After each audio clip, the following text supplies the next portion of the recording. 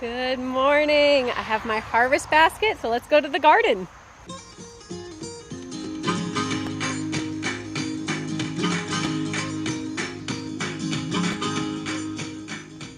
I am in my hot pepper row. I'm going to be harvesting these cayenne chili peppers, and we're going to be making a hot sauce.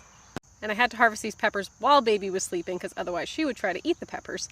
We just don't want to experience that. So let's get to harvesting.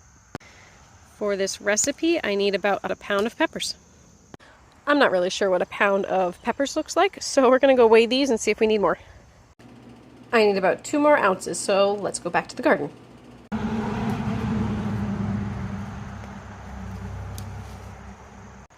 That should be enough. Perfect. I put the peppers in a colander, now we're going to wash them up. My peppers are all washed, so now we're going to rough chop them up. I like to use scissors. I find that it's easier than actually chopping them on a cutting board. So that's what we're going to do. I'm going to put them in this quart jar, and this is a fermented hot sauce recipe, so I will show you that process. I like to put on gloves when dealing with hot peppers. Some people don't. I prefer to. So all I'm doing is I have a chicken bowl here. I'm going to cut the top off the peppers into the chicken bowl and then kind of chop the peppers up between 1 inch and 2 inches long and put them in my jar. So for my brine, I have 1 quart of water and 3 tablespoons of salt. So I mixed this up until the salt was dissolved. So now we'll pour it in our jar.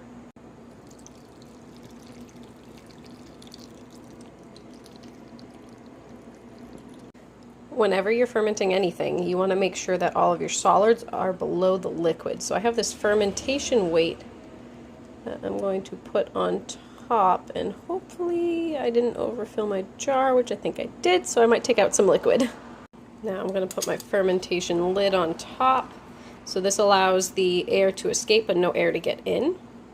So now this jar will sit for 1 to 2 weeks and ferment, and actually I have a jar already ready to be processed into hot sauce. So this has been fermenting for more than 1 to 2 weeks, probably about 3 now.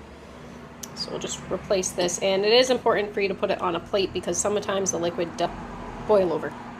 So that's how you start the fermented hot sauce. So now let's finish it. So I do have a jar here that's been sitting for a little bit, and now let's process it into hot sauce. So this white stuff that you see here is not mold. It's actually called can or con yeast. And it's a harmless natural yeast that sometimes forms on your ferment. So I'm going to scrape off what I can of it, but it's just fine to eat.